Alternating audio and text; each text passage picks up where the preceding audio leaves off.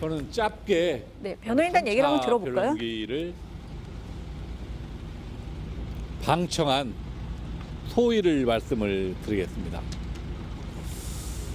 피수신 윤석열이 오늘 재판에 왜 참석하는가, 그리고 오늘 말고도 계속적으로 이 현재 재판에 참석한다는데 도대체 왜 참석을 할까, 이게 의문이 들었습니다.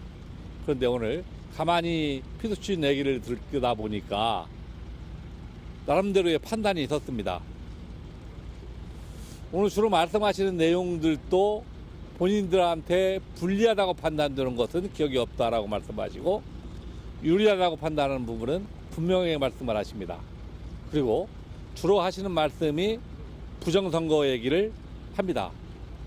본인이 직접 이 헌재에 참석해서 하고자 하는 얘기는 이 헌재의 방향을 바꾸거나 억울해서가 아니라 이 지금 자기를 추종하는 이 선동행위를 계속해서 이끌어가려는 의도가 깔려있는 것이 아닌지 심히 의심스럽습니다.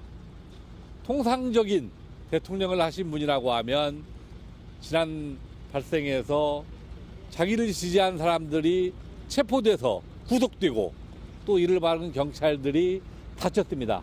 그런 거에 대한 미안한 감정이나 이런 소리는 말씀 많아지고 당당하게 본인 입장을 말씀하시는 이중적 태도를 가지고 참 국민의 한 사람으로서 씁쓸하다는 말씀을 드리고, 지금이라도 자신의 잘못에 대해서 사죄하고 지지자들이 더 이상 난동을 하지 않도록 자제하고 헌재 재판에 임하는 태도도 좀 더 진지한 태도로 임해 주실 것을 요청드립니다.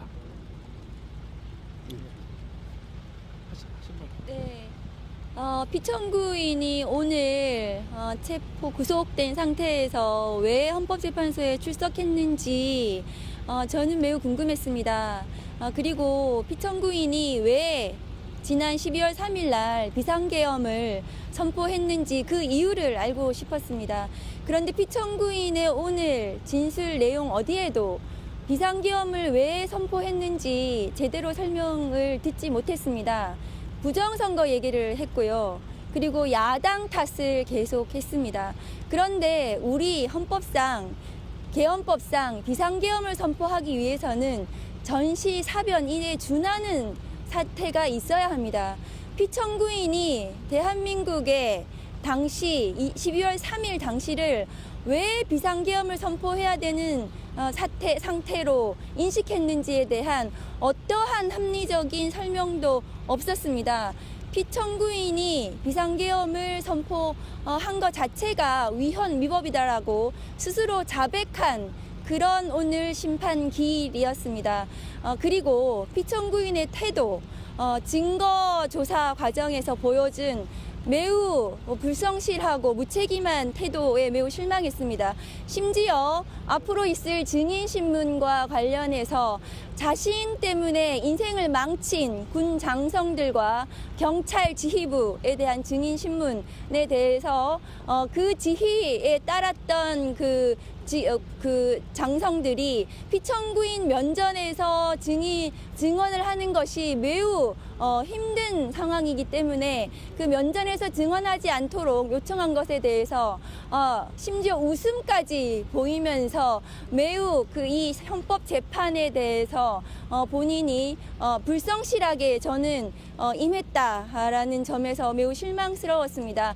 앞으로도 피청구인이 이 헌법과 법률을 위반한 이 점에 대해서 저희 국회 소추단의 그 증거 입증에 대해서는 피청구인이 아마 대응하지 못할 거라고 생각하고, 앞으로 여기 계속 출석하겠다는 것은 자신의 지지자, 극우, 아스팔트 지지자들에게 보내는 어쩌면 선동일 수도 있는 그런 메시지를 계속 보내서 국가를 혼란에 일으키게 하려는 것이 아닌가, 저는 그런 것이 매우 우려스럽고 걱정이 됩니다. 국회 소추단은 피청구인의 헌법과 법률 위반에 대해서 빠짐없이 입증하고 반드시 파면에 이르도록 하겠습니다. 예, 잘 아시다시피 비상계엄은 전시 및 사변에 준하는 사태가 발생해야 선포할 수 있는 것입니다. 저는 오늘 피청구인이 본진만이 알 수 있는 그 당시 즉 지난해 2024년 11월 북한의 남침이 임박했다든지 아니면 북한의 특수부대가 서울에 테러리스트를 보내서 대한민국 수도 서울의 안보를 마비시키고 생명을 위협하려 했다든지 그런 증거를 제시할 줄 알았는데 그런 증거 일체 제시하지 못했습니다. 국가정보원도 이미 지난해 11월에 그 어떠한 남침 징후도 또한 북한의 특수부대가 테러리스트를 대한민국으로 잠입시킨다는 정보가 없었다는 점을 인정한 바 있습니다. 그렇기 때문에 비상계엄을 선포해야 될 근거 단 하나도 제시하지 못했습니다. 두 번째 부정선거 관련입니다. 2024년 3월에 이미 여인영 방첩사령관, 특전사령관, 수방사령관이 모였고 또 그 3월에 대통령 관저에서 국방장관, 안보실장, 경호실장이 만나서 계엄과 비상대권에 대해서 논의를 했습니다. 그것은 어느 때입니까? 바로 2024년 4월 22대 총선 이전입니다. 그 이전에는 피청구인이 대통령으로 선거에서 당선되었으며 국민의힘이 압도적으로 지방선거에서 승리하였습니다. 뿐만 아니라 이미 피청구인 본인이 중앙선거관리위원장을 임명하였고 그에 이미 2022년 7월에 또한 본인의 친구인분을 중앙선거관리위원회 사무총장으로 임명하셨습니다. 그렇기 때문에 어떤 부정선거가 있다면 그것은 본인의 책임이십니다.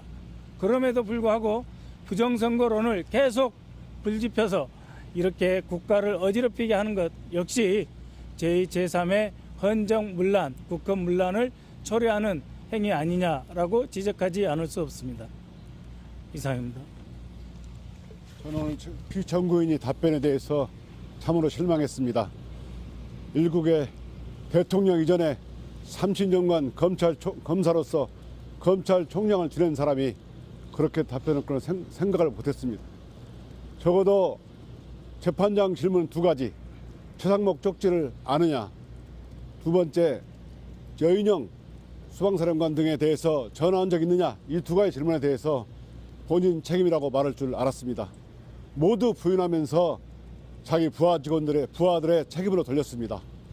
정말 이런 상황, 30년간 법을 집행한 사람이라면, 공정과 상식을 이야기했던 사람이라면 모두 내 책임이다, 이렇게 해야 맞다고 생각합니다.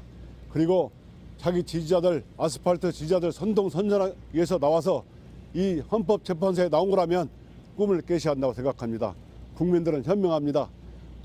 피청구인 윤석열의 실체를 곧 아실 거라고 생각합니다. 많이 나오면 나올수록 본인에게 손해라고 생각합니다. 이상입니다.